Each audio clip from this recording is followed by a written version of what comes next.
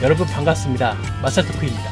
마사토크는 레알 매니아의 인터넷 라디오 방송으로 레알 마드리드와 레알 매니아에 관한 이야기를 나누는 레알 매니아 전용 종합 컨텐츠입니다. 네, 마사토크 세 번째 시간이 되었는데요. 이번 시간에는 엄청난 게스트분과 함께 이야기를 할 예정이니 여러분 마지막까지 꼭 들어주시길 바랍니다. 먼저 언제나 절 도와주시는 분부터 소개를 해야겠죠. 현직 축구 전문 기자로 활동 중이신 토티님이십니다. 네, 안녕하십니까. 토티 나왔습니다. 네, 날이 많이 쌀쌀한데 여러분들 감기 조심하시고 축구 재밌게 보시면서 그렇게 초겨울을 잘 나셨으면 좋겠습니다. 네. 그러고 보니 얼마 전에 그 마드리드 더비가 있었는데 토티님께서는 어떻게 재밌게 보셨는지. 재밌게 봤죠. 결과가 결과인 만큼 재밌게. 경기 전에는 많이 마음 졸이면서 좀 조마조마하게 좀 잘할 수 있을까 많이 우려를 했는데 어떻게 좀 이따가 더 자세하게 다루겠지만 상당히 인상 깊게 재미있게 봤습니다. 쌀가우님 어떠셨나요?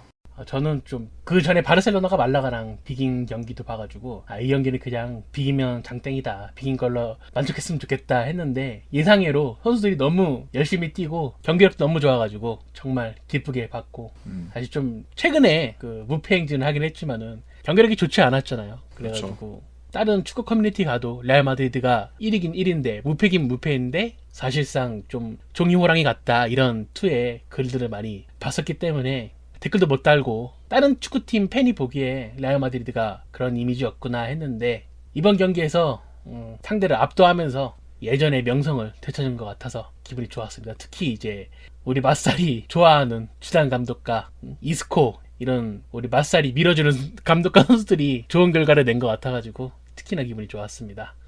네, 그럼 이번 시간에 게스트분을 소개를 해야겠죠. 이분은 어떻게 소개해야 할지 모르겠어요. 램에도 자주 출몰하시고 또 램의 축구팀에서도 자주 참여하셔가지고 온라인 오프라인 모든 면에서 인지도가 상당히 깊으신 분이십니다. 게다가 아주 마스터크라 방송이 2번으로 3회인데 이 3회째 아주 영광스럽게 또 어려운 발걸음 해주셔가지고 정말 기쁩니다. 네, 소개를 하겠습니다. 댄님이십니다. 안녕하세요. 댄입니다. 이렇게 제가 첫 번째 맛살 게스트로 제가 참석을 하게 돼서 매우 영광입니다. 잘 들어주셨으면 좋겠네요. 우리 댄님은 처음 뵀는데 처음 뵌 것 같지 않은 약간 익숙한 그런 느낌이 드네요. 최근에 뭐 근황 같은 걸 잠깐 이야기를 해주신다면? 저는 반수를 했고요. 그래서 이번에 수능을 보고 또 시간의 여유도 생기고 해서 이번에 또 맛살을 나오게 됐습니다. 어떻게 시험은 잘 보셨는지?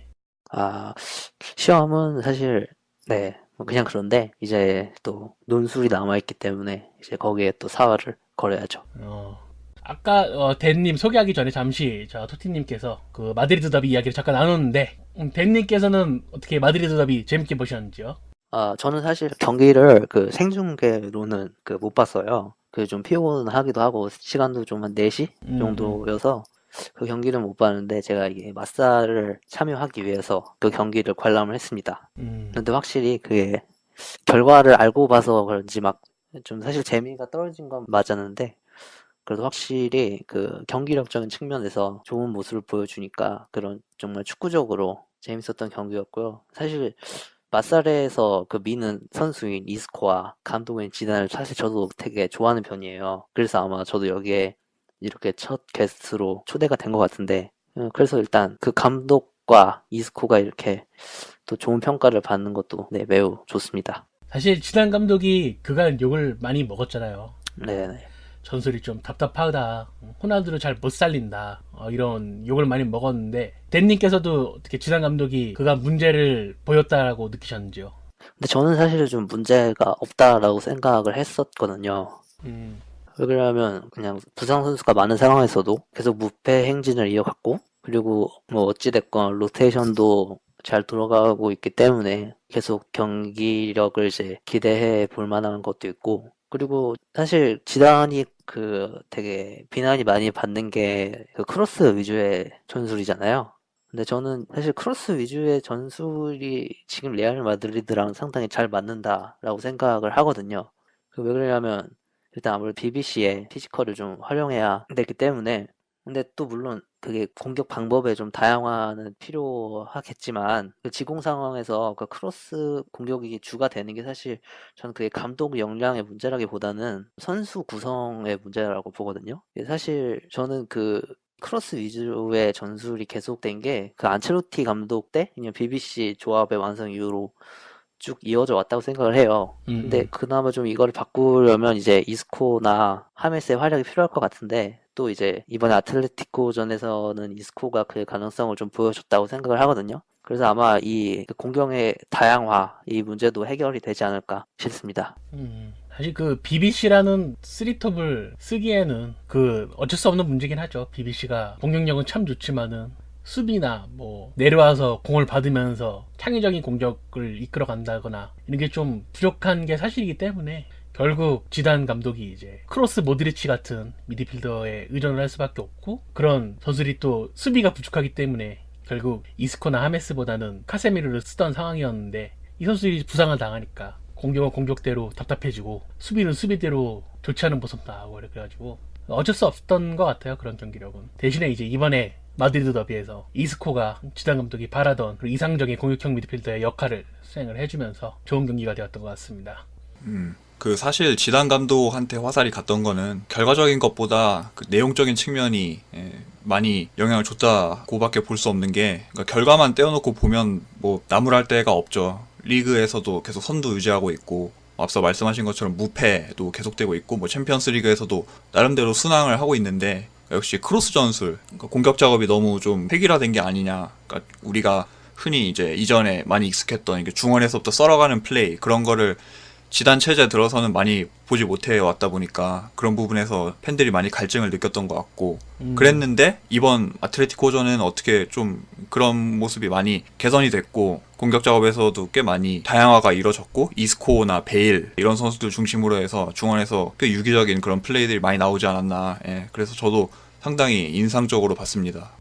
그 지단 감독이 카스티아 시절부터 계속 쓰던 게 엔저 지단을 이용하는 그런 공미 전술이었는데 이 공미 전술이 사실 요즘은 많이 사장되는 그런 전술이잖아요.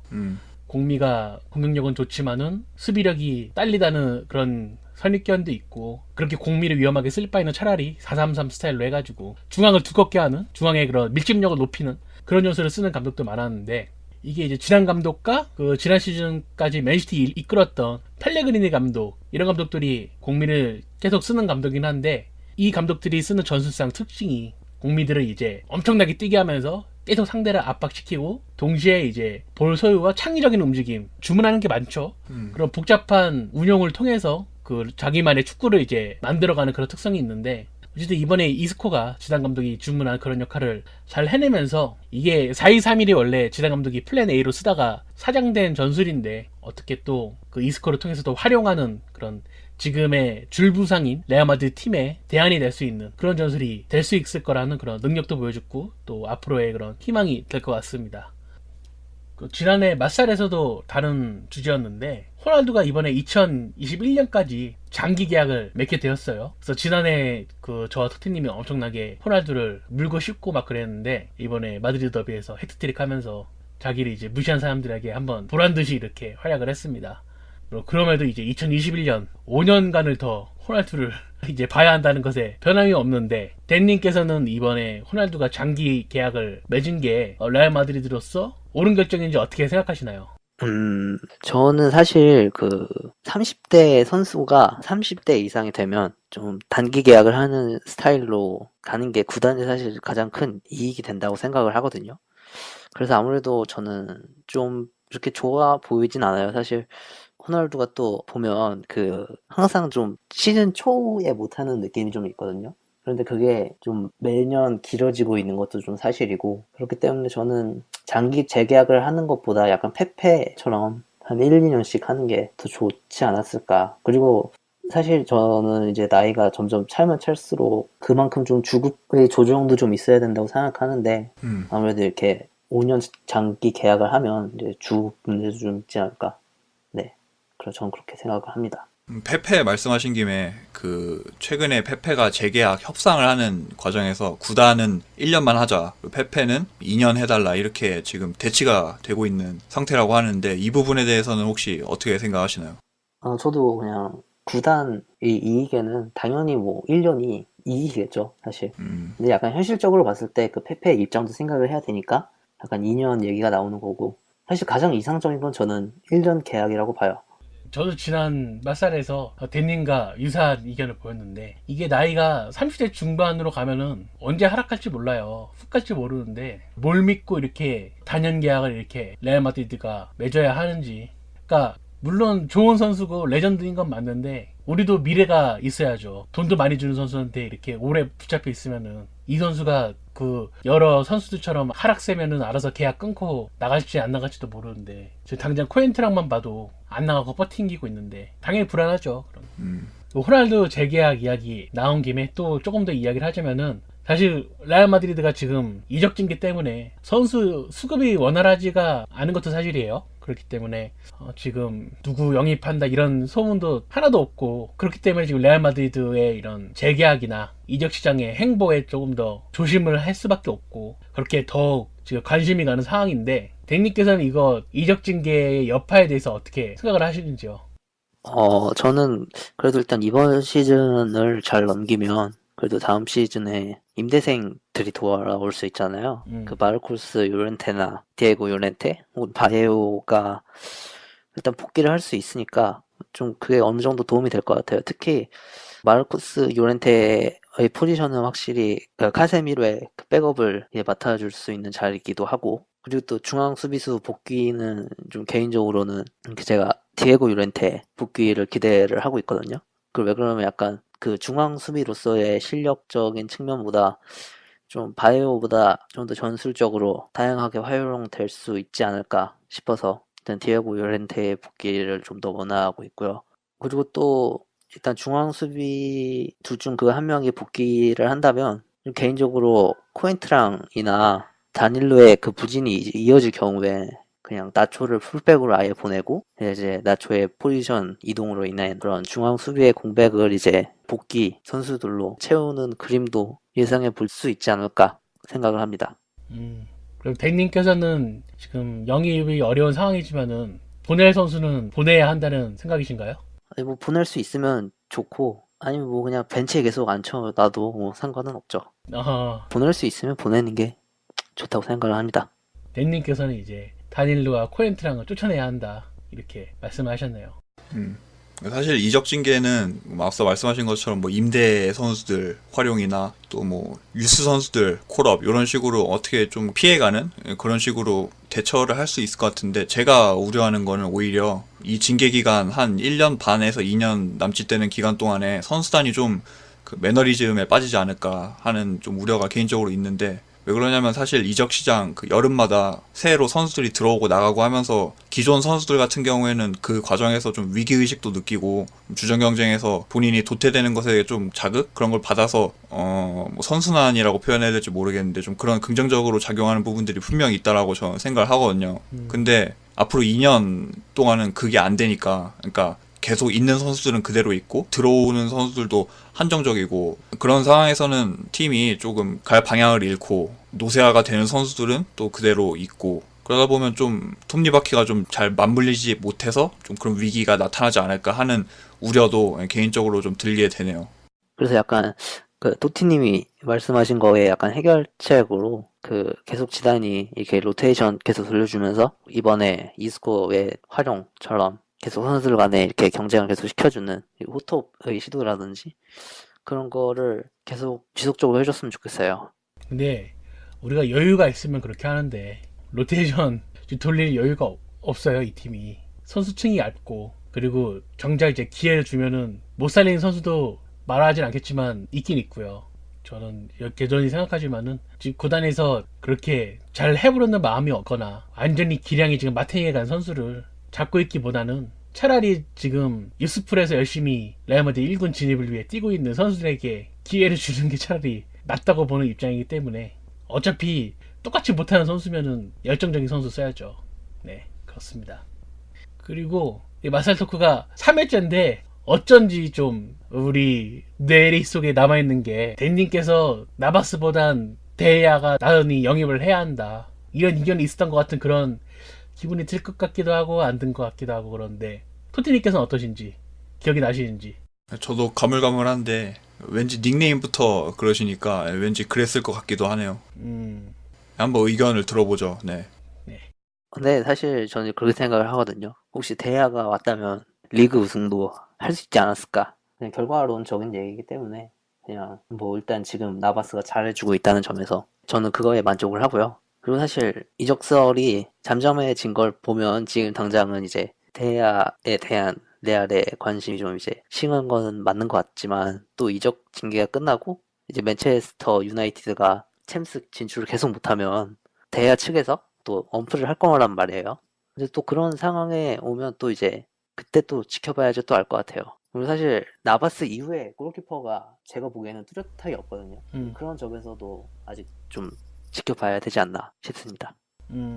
그러면 작년 리가 우승을 못한 거는 나바스 책임이다. 아 그런 건 아니고요. 네, 뭐 할 말이 없네요. 부정하지 않겠다.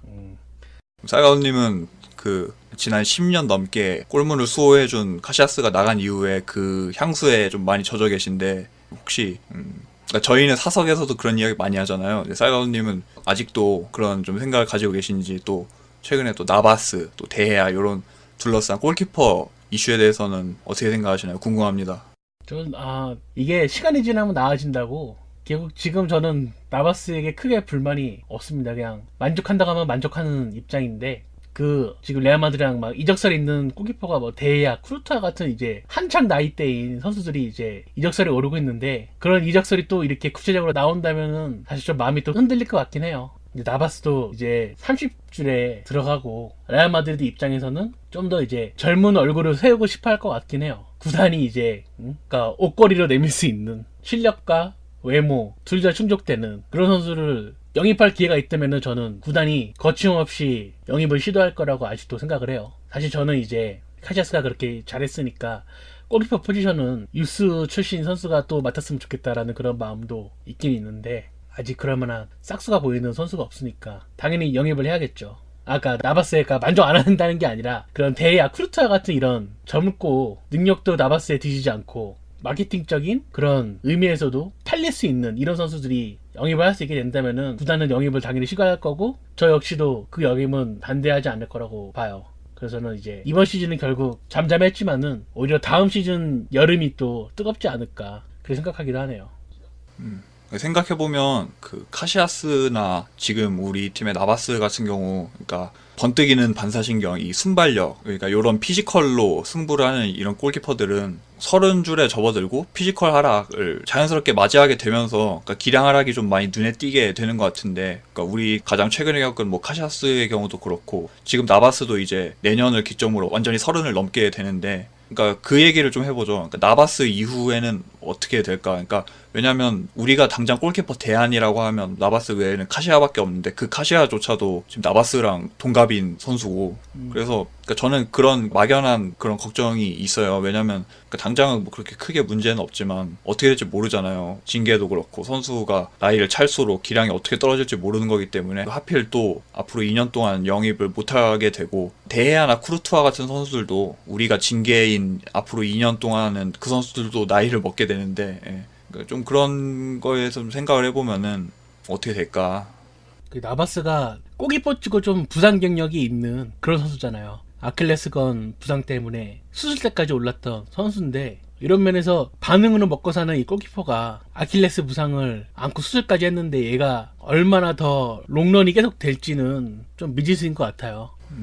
그렇기 때문에 젊은 골키퍼를 영입 가능하게 된다면야 전 영입에 찬성하는 입장이고 일단 저는 이적 징계가 끝나는 시점에서 카시아나 나바스 둘 중에 하나는 꼭 처분을 해야 한다는 입장이고요. 그리고 그 자리를 아바드 같은 좀 젊고 유능한 골키퍼로 놓는 게 그러니까 그런 아바드 같은 카스티아 출신의 좀 유능한 골키퍼한테 올려서 걔한테 기회를 주는 게 맞다고 보는 입장이고 다른 포지션도 그렇지만 이제 골키퍼 포지션은 결국 이적 징계가 끝나는 순간부터 세대 교체를 이제 생각을 해야 하는 그런 자리가 되지 않을까 이렇게 보고 있기 때문에 뭐 나바스든 카시아든 레알에서의 마지막 생활을 꼭 즐기시고 상도 많이 타시길 빌겠습니다.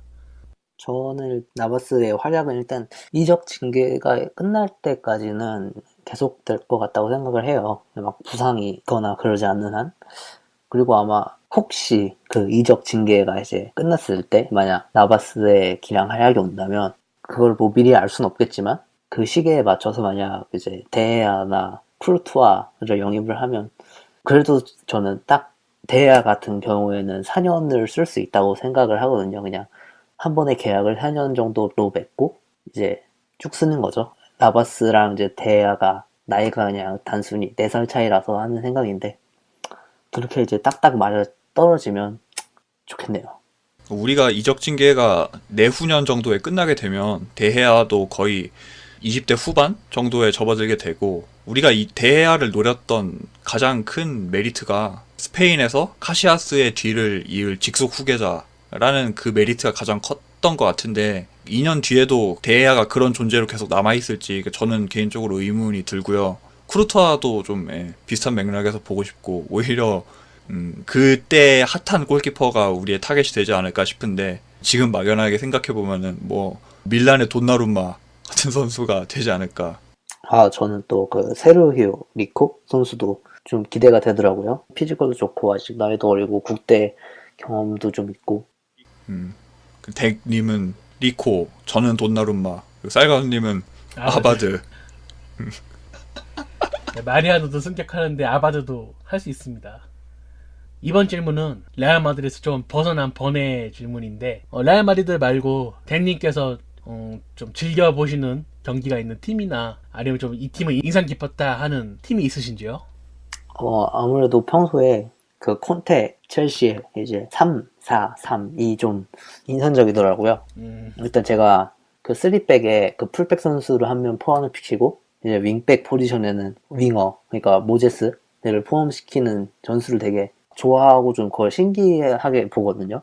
그래서 그런 것도 있는데, 사실 지금 첼시가 성적이 또 잘 나오고 있기도 하고, 근데 약간 최종 성적에는 약간 또 의구심이 드는 게, 지금 아마 첼시가 처음으로 5경기 연속으로 주전 선수들이 뛰었대요. 그래서 로테이션의 부재가 첼시의 발목을 잡게 될 수 있지 않을까. 예를 들면 2014년에 2015년에 그 레알 마드리드처럼 이렇게 한 명이라도 부상을 당하거나 이제 어떤 선수 한 명이 부진이 시작되면 약간 시스템에 문제가 생겨서 좀 첼시도 휘청일 때가 오지 않을까, 이렇게 좀 예상이 됩니다.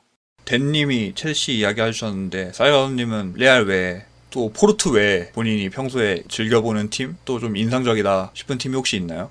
저는 세비야요. 나올 줄 알았습니다. 재밌더라고요, 전술이. 3백, 4백, 공매 막 3명씩 두고 이러는데 재미가 없을 수가 없죠. 그리고 은존재하면은 이제 프리미어리그에서 엄청나게 거치는 선수 이런 걸로 유명한데, 세비야에서 진짜 고생이랑 고생은 다 하고 있어요, 이 친구가. 요즘 축구계에서 원홀딩을 두는 팀이 얼마 없는데 은전자 뒤에서 다 휩쓸고 있어요. 청소부 역할을 하고 있는데 굉장히 재밌더라고요. 그럼 제 얘기도 했으니까 토티님께서는 어떤 팀 눈여겨보고 계신지. 첼시 언급됐으니까 저도 그 프리미어리그에서 보면 리버풀이 이제는 거의 그 클롭의 전술이 거의 완성 단계에 접어들지 않았나 할 정도로 뭐 기동력이나 뭐 결정력, 파괴력, 또 뭐 공수전환 뭐 거의 뭐 빠짐없이 아주 이번 시즌에 프리미어리그를 휘어잡고 있는 그런 임팩트를 주고 있는 것 같고요. 또 이 팀은 제가 사실 경기를 거의 안 봤어요. 안 봤는데 이야기 듣기로는 그 독일의 라이프찌히 이 팀이 거의 이제 뭐 이번 시즌에 바이에른 뮌헨의 그 아성을 무너뜨릴 거의 유일한 대항마로 완전히 단독 질주를 하고 있는데, 이 팀도 이번 시즌에 좀 눈여겨볼 만하지 않나 생각이 듭니다. 네, 그럼 오늘의 마지막 질문이 될 것 같네요. 2016-2017 시즌 레알 마드리드의 예상 성적은? 저는 일단 계속 몇 시즌 동안 고전했던 이제 AT 마드리드 원정을 이제 승리로 이끌었다는 점에서 지금 이제 리그 우승은 초록불이 켜진 상태다, 그렇게 생각을 하거든요. 일단 바르샤랑 AT가 또 계속 미끄러지고 있는 점도 마찬가지고, 그런 점에서 일단 올 시즌은 이제 리그 우승의 적기다 라고 생각을 합니다. 리그 하나만 우승한다? 일단은 솔직히 챔스를 3번 연속으로 우승을 하기는 좀 현실적으로 힘들 것 같고요. 그 반대로 이제 컵 대회는 이제 우승할 때가 오지 않았나 싶습니다. 쌀가루님 어떻게 생각하시나요? 리그는 전 잘 모르겠어요. 다다음 주에 있을 그 엘클라시코를 봐야 좀 감이 잡힐 것 같은데, 물론 지금 저는 리그 우승 많이 가까워지지 않았는데 일단 한 보 반 정도는 앞서 있다, 그렇게 얘기하고 싶네요. 가장 어려웠던 경기 중 하나인 비센테 칼데론 원정에서 승리를 거뒀고, 근데 4점 차면은 뭐 어떻게든 저 엘클라시코 비기고 발렌시아 비기고 이렇게 가면은 그래도 전반기는 1위로 마치지 않을까. 코파는 아무래도 백업 선수들이 나오고 주전 선수들은 쉬는 대회이기 때문에 이런 좀 벤치 선수들인 하메스나 코엔트랑 같은 선수들이 얼마나 이제 백업 선수로서 제 역할을 하느냐에 따라 달린 것 같고, 챔스는 저는 한 8강 정도까지나 갔으면 만족할 것 같아요. 별 기대 안 합니다, 올해는. 저는 그냥 간단하게 리가는 오히려 강팀전에서 승점 아무리 잘 따도 내년 2월, 3월쯤 되면 완전 지옥 일정을 보내게 되는데 그때 좀 승점을 많이 까먹는 일이 발생하지 않을까 하는 우려도 개인적으로 들고요. 만약에 리가 우승을 못하게 되면 코파델레이 정도는 그래도 우승을 넘볼 수 있지 않을까. 그리고 챔피언스 리그는 저도 올해는 좀 회의적으로 많이 보게 되네요. 2연패는 힘들지 않을까. 그러면 결국 3명 다 공통된 의견이 챔피언스 리그는 힘들다 이거네요, 그러면? 그렇죠. 그러면은 여기서 마무리로 그것까지 합시다. 챔피언스 리그 우승 누가 하는지. 바르셀로나가 유력하지 않을까요? 그러니까 레알 마드리드가 탈락한다면은 바르셀로나나 바이에른 뮌헨 싸움일 것 같아요. 나머지 팀들이 그 수준까지 올라갈 수 있을 거라 생각하지 않고, 잡으려면은 꽤 좀 기적이 필요할 것 같고요. 저는 그래서 레알이 없다면은 바르셀로나가 쉽게 우승하지 않을까, 그렇게 봅니다. 저는 오히려 아틀레티코가 일찌감치 지금 리가 경쟁에서 도태됐기 때문에 사실상 이 팀은 내일이 없어요. 그래서 지난 시즌에 우리처럼 챔스의 모든 걸 걸어서 결승에서 바이에른 뮌헨을 꺾고 우승하지 않을까, 저는 그렇게 그냥 망상을 해봅니다. 리그에서는 코레아 이름을 쓰고.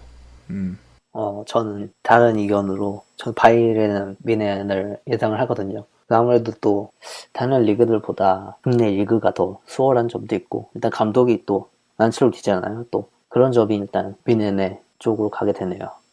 이렇게 저와 투티님 그리고 댄님까지 3명이 챔스 우승팀이 어떻게 될지 이야기를 했는데, 여러분 생각하시는 챔피언스리그 우승팀은 어느 팀인지 댓글을 다시면은 저희가 나중에 재밌게 읽을 수 있을 것 같습니다. 네, 그럼 마스터토크 지난해 댓글을 읽어볼 시간인데요. 먼저 오늘 게스트로 참가하신 댄님께서 마살로 재입증되는 호날두는 독이다 이렇게 남겨주셨는데, 나름 이제 호날두 깔 때 쓰는 유행어 중 하나인데 하여튼 마드리드 더비에서 잘했습니다. 그리고 김민둥 인니자 님께서 호날두는 까야제맛 안 까라 메시 이거 댓글 적어주고, 그리고 잘 들었습니다 이렇게 달아주셨네요. 그리고 이어서 마르코스 요렌테님께서 프리킥에게 극공감한다고, 토니 크로스가 연수 때 프리킥도 잘 쳤는데 왜 호날두 맡기냐 했는데 호날두가 이번에 골을 넣었습니다, 프리킥으로. 네, 그리고 이어서 늑대님께서 마살이 부활했네요 이렇게 댓글 달아주셨는데, 마살 부활이 아니라 이번에 처음 하는 거니까 많은 관심 부탁드리고요. 덕분에 휴가 가는 집 가는 길이 심심하지 않았네요, 잘 들었습니다 이렇게 댓글 달아주셨네요. 그리고 라울리오 토마스님께서 나이도 빠져서 가슴이 아픈하였다고, 요즘 많이 안 좋은데 미드필더들과의 합이 맞으면은 지금이라도 조금 더 나아지지 않을까 기대를 해본다고 댓글 달아주셨고요. 그리고 페페보다 라모스가 더 젊었을 때 저 몸을 혹사를 많이 했기 때문에 더 위험한 거 아니냐 이렇게 댓글 달아주셨습니다. R7님께서 운이 좋았지만 프리킥으로 선제골 넣었네 이렇게 댓글 달아주셨고요. 그리고 아모님께서 대본 있는 건가요 이렇게 물으셨는데, 물론 대본 없는 경우도 있는데 웬만하면 우리도 이제 보고 해야죠. 미리 준비를 해서 그래야 이제 여러분께 이제 확실하고 재밌는 정보를 전해줄 수 있기 때문에 일단 기본적으로 대본을 준비하되 이제 중간중간 애드립을 넣는 그런 예능 버라이어티 스타일의 대본을 준비하고 있습니다, 무한도전처럼. 그리고 라로님께서 훈련장에서 호우 형보다 지주 프리킥이 더 정확하다는 이야기가 있어요 이렇게 댓글을 하셨는데, 이거 실제인가요? 아니 나 처음 듣는데. 선동과 날조를. 뭐 이거? 나도 처음 듣는 이야기인데, 구체적인 자료를 자기 꿈에서 본 이야기 하지 마시고 동영상 자료든 사진 자료든 좀 갖고 오시길 바랍니다. 그리고 R7님께서 게마살 토크, 게마살 토크는 또 뭐야, 시즌2 사라지고 나서 비슷한 콘텐츠가 없어서 아쉬웠는데 마살 토크로 새롭게 만드신 분들이 나타나셨네요. 그런데 저희는 게마살 토크 같은 거 모릅니다. 우리는 마살 토크입니다. 그리고 이어서 킹각두가 다름 아닌 마드리드 더비에서 헤트트릭을 이렇게 댓글 달아주셨네요.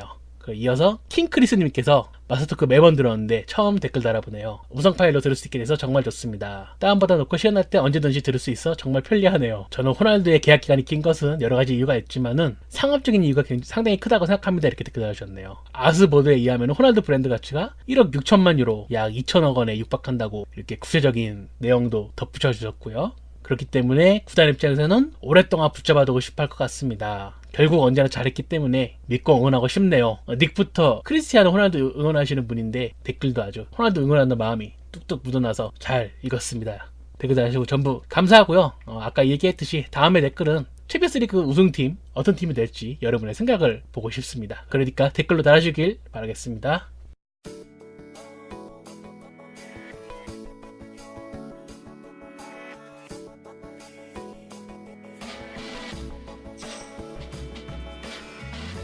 네, 마스터토크 호러나다 트레스 드디어 마무리할 시간이 다가왔습니다. 이번에는 댄님과 함께 했는데 재미있게 들으셨는지 모르겠네요. 네, 마스터토크에 저와 푸트님께서 참여하신 유럽축구 가이드북 더 챔피언 절찬 판매 중에 있으니 여러분 꼭 사셔서 축구 보실 때 많은 도움이 되셨으면 좋겠습니다. 댄님 이렇게 역사적인 마스터토크의 첫 게스트로 참여하셨는데 소감이 어떠신지요? 제가 이렇게 첫 번째로 섭외가 돼서 정말 영광이고요. 그리고 이제 또 다음 달이죠. 이제 다음 달에 다른 회원분이 섭외가 돼서 이게 맛살 토크가 계속 이어졌으면 좋겠습니다. 그리고 이게 맛살 이렇게 녹음해보니까 되게 재밌네요. 혹시 이제 뒷얘기도 들을 수 있고 이제 이렇게 램의 뒷얘기를 다 듣고 싶으시다면 이렇게 여러분도 이렇게 맛살 토크에 지원해 주시기 바랍니다. 다음에는 댄님이 쉬실 수 있도록 저희가 어떻게든 노력을 해보겠습니다. 네, 그럼 이상으로 마스터토크 세 번째 이야기 마치도록 하겠습니다. 여러분 들어주셔서 감사합니다. 감사합니다. 사요나라.